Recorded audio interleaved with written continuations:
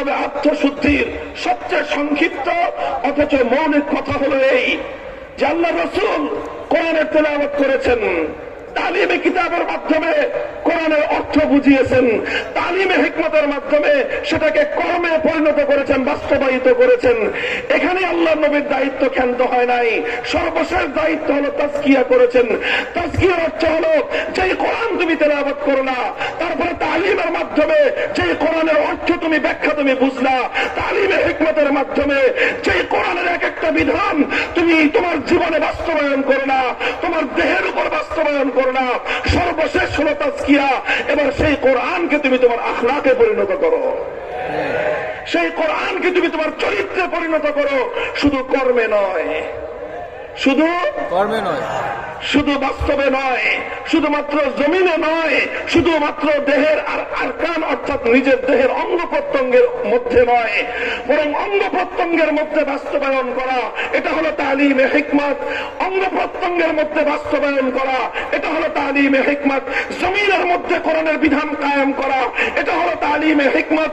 আর যখন তুমি এই কোরআনের প্রত্যেকটা বিষয়কে তোমার দিনের মধ্যে বাস্তবায়ন করবা, তোমার চরিত্রের মধ্যে বাস্তবায়ন করবা, তোমার আখলাকের মধ্যে যখন বাস্তবায়ন করবা, তখনই এটা হবে তাজকিয়াতুন নফস, এটাই হলো আত্মশুদ্ধি।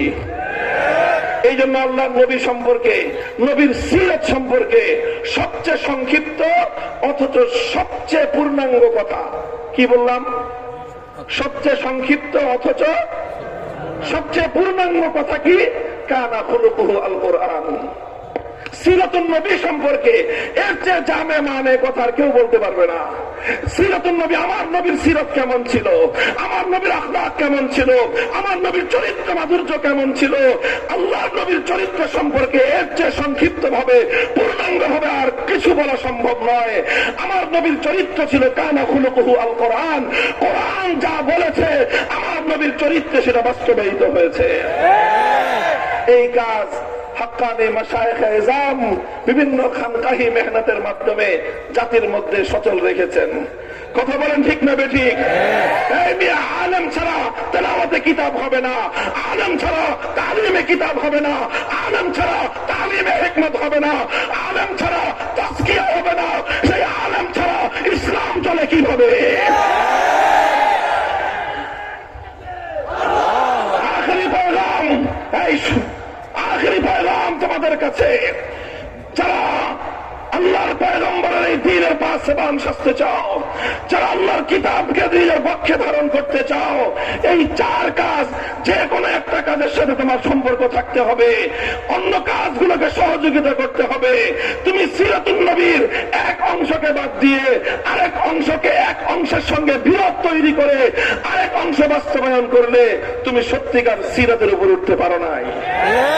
এই জন্য আসো, আমাদের কাজ হবে তেলাওয়াতে কিতাব জমিনের মধ্যে কোরআনের তেলাওয়াতের গুঞ্জরণ দিয়ে সমস্ত জাহিলিয়াতের ভিতগুলোকে আমরা প্রকম্পিত করে তুলব।